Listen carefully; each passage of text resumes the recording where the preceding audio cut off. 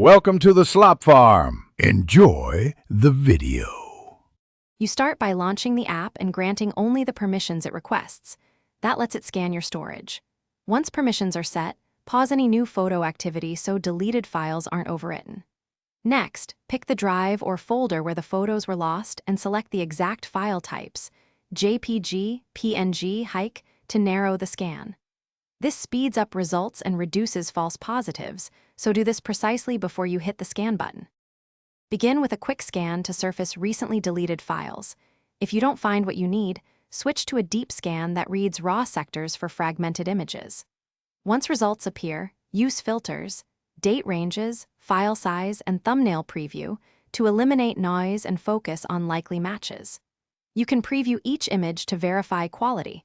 Mark only the highest quality files for recovery to save time and storage. This staged approach recover your selected photos to a separate storage location or cloud account so you don't overwrite remaining recoverable data.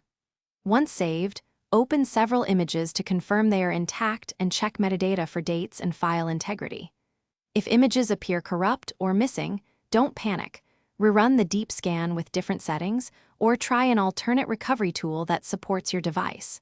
If problems persist, stop using the device and consult advanced recovery options.